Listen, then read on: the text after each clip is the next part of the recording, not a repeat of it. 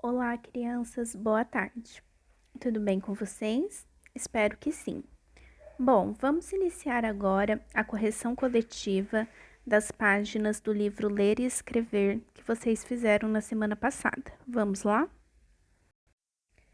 Bom, crianças, então aqui na página 194, na etapa 2, aspectos discursivos, na atividade 2A, fala assim: introduzindo as falas dos personagens.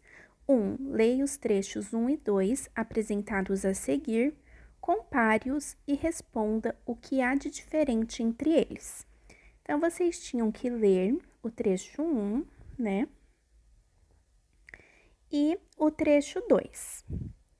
Depois de ler, vocês tinham que refletir sobre isso e ver o que há de diferente entre eles, né?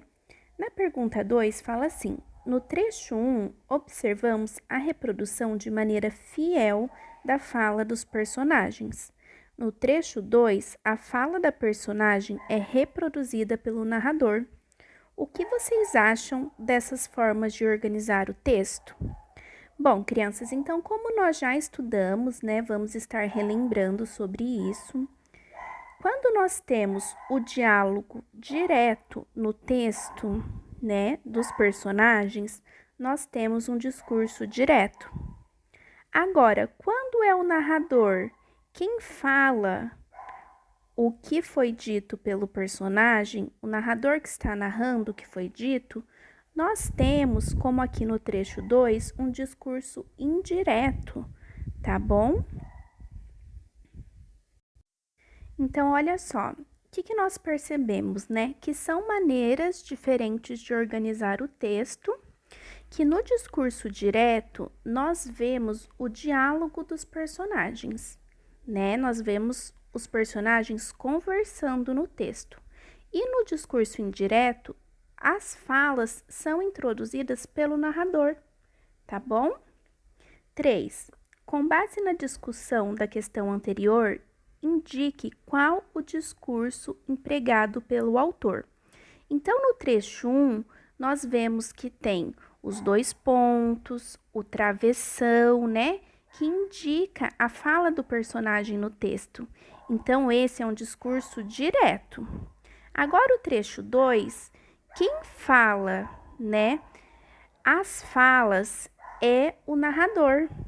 Então, nós temos um discurso indireto. 4. Apresente aos demais colegas sua reflexão, discutindo-a e revendo anotações se for necessário.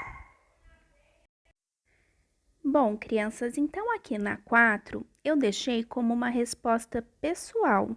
É uma reflexão sua, né? Uma anotação sua sobre o que você entendeu a respeito desses dois trechos, né? Desses discursos, do direto e do indireto, tá bom? Então, é uma reflexão sua e essa resposta é pessoal, tá legal? Vamos para a página 196. Atividade 2B, marcas linguísticas do discurso direto. 1. Releiam o trecho do texto abaixo e indiquem as palavras que introduzem o discurso direto. Bom, crianças, então, como nós já vimos também, existem os verbos de elocução, ou também chamados verbos de dizer, que são verbos que nos mostram que vai haver uma fala de personagem, né? Então, olha só, aqui nesse trecho, eu vou ler aqui com vocês, tá? Daí vocês vão ver aqui comigo, ó. Veio a noite do baile e a baronesa vestiu-se. A costureira que a ajudou a vestir-se levava a agulha espetada no corpinho para dar algum ponto necessário.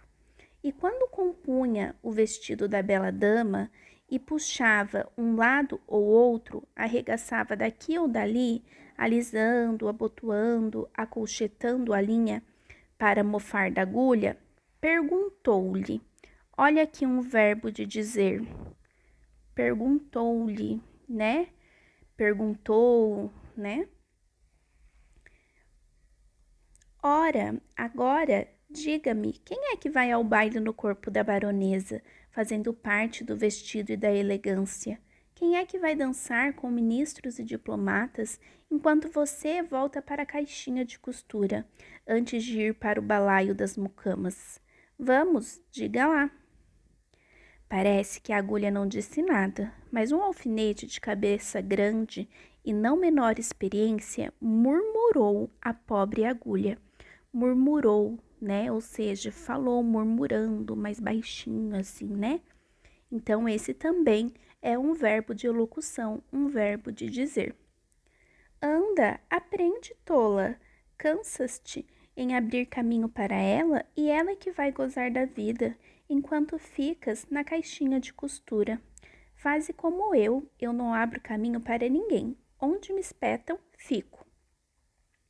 Contei essa história a um professor de melancolia que me disse, abanando a cabeça. Então, disse também é um verbo de dizer, um verbo de locução, tá bom? O disse é muito usado, né? Normalmente nós vemos bastante, né? Para introduzir a fala do personagem, na linha anterior, nós vemos, né? Disse, dois pontos, depois o travessão embaixo para ter a fala do personagem, né? Também eu tenho servido de agulha a muita linha ordinária. Bom, então nós já vimos, né, esse apólogo, né, de Machado de Assis. Nós já fizemos outras atividades referente a ele, né? Agora vamos responder aqui a 2. Apresentem as conclusões que você e seus colegas chegaram e discutiram com a classe. No caso, não foi possível discutir com a classe, né? Mas as conclusões que vocês chegaram, tá? Vocês podem colocar aqui. Eu coloquei aqui para vocês uma conclusão, tá? Que não precisa, a de vocês não precisa ser exatamente igual à minha, desde que faça sentido, né? Então, eu coloquei assim, ó, o que indica as falas dos personagens são as pontuações, que são os 2 pontos e o travessão, né? E os verbos de dizer ou elocução. Observem, olha só, que nós temos, vou dar um exemplo aqui do primeiro parágrafo, tá? Nós temos aqui o verbo de dizer, né? O verbo de elocução. Depois nós temos 2 pontos, parágrafo, travessão, tá? Então, sempre que você vai escrever um texto, tá bom? Em que o personagem vai falar, precisa ter 2 pontos na linha anterior, tá bom? O verbo de dizer, que é disse, falou, né? E depois, parágrafo, travessão, tá bom? Então, não pode esquecer de colocar a pontuação quando vai colocar o personagem para falar no texto, tá joia? 3. Escreva nas linhas abaixo as palavras que você e seu colega encontraram. Então, no caso é que você encontrou, né? Que nós encontramos juntos aqui. Então, os verbos de dizer, né, de locução que nós encontramos foi perguntou-lhe, murmurou e disse. Tá joia? Bom, crianças, então, estou ficando por aqui. Qualquer dúvida, só mandar mensagem para a professora. Um abraço.